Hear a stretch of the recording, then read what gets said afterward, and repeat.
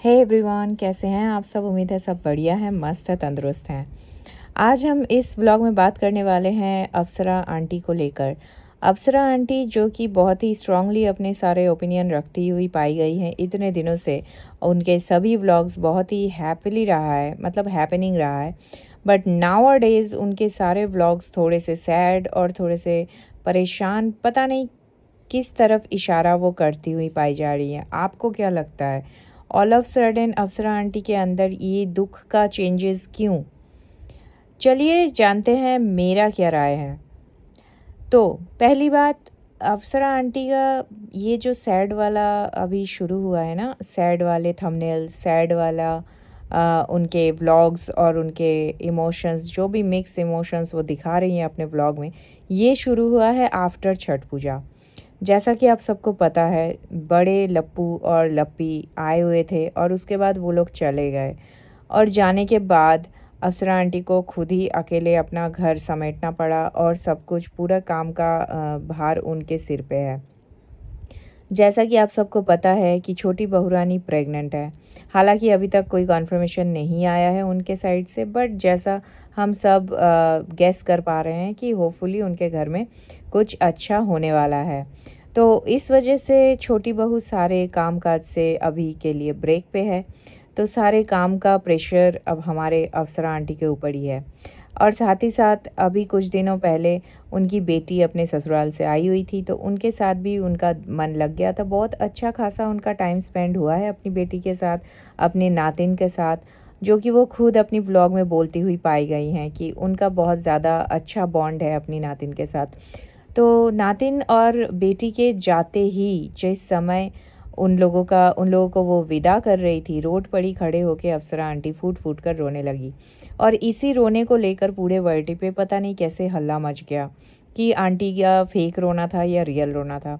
तो यहाँ पे इस विषय में मैं इतना बोलना चाहूँगी कि कोई भी माँ अगर अपनी बेटी को विदा करके रो रही है, आंसू बहा रही है, तो भले वो व्लॉग के सामने फ्रंट ऑफ कैमरा हो या कैमरा के पीछे हो, वो कभी भी फेक नहीं हो सकता है। क्योंकि एक माँ की ममता अपने बच्ची के लिए कभी भी फेक नहीं होता है, स्पेशली बेटी को जब विदा करती है एक माँ।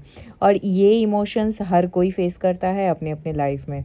सो मुझे यहाँ पे अप्सरा आंटी का जो रोना था और जो भी उनके इमोशंस थे, वो मुझे बहुत ही जेन्युइन लगे। अब आते हैं उसके बाद आज के व्लॉग में।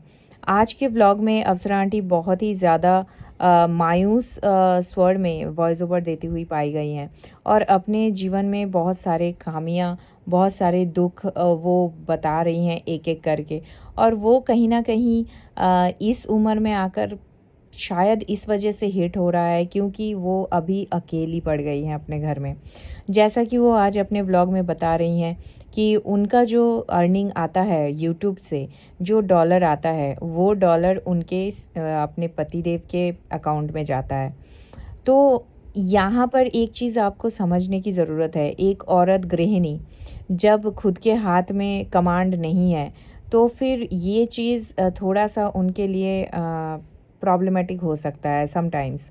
और साथ ही साथ वो ये भी बोलती हुई पाई गई हैं कि देखिए, अगर उन्होंने अपने बेटी का शादी बेटे के शादी के बाद कराती, तो शायद वो इतना खुल के अपनी बेटी को चीज़ें नहीं दे पाती, गहना वगैरह नहीं दे पाती, जो भी मटेरियलिस्टिक चीज़ें हैं, इन सब चीज़ों के बारे में वो बात करती हुई पाई गई हैं।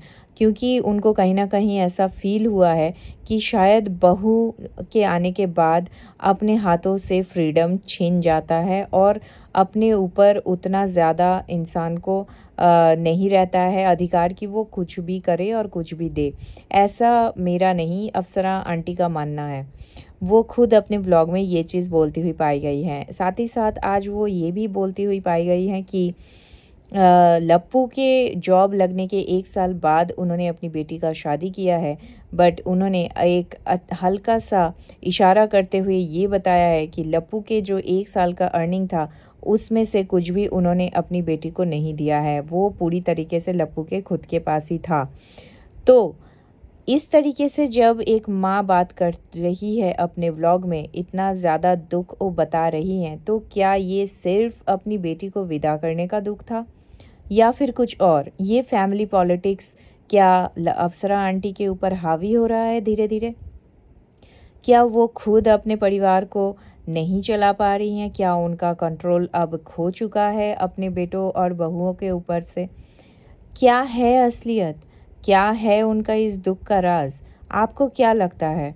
प्लीज़ कमेंट करके बताइए। और अगर मेरे वीडियो आपको पसंद आया है तो please do like, share and subscribe to my YouTube channel which is foodies reaction by T.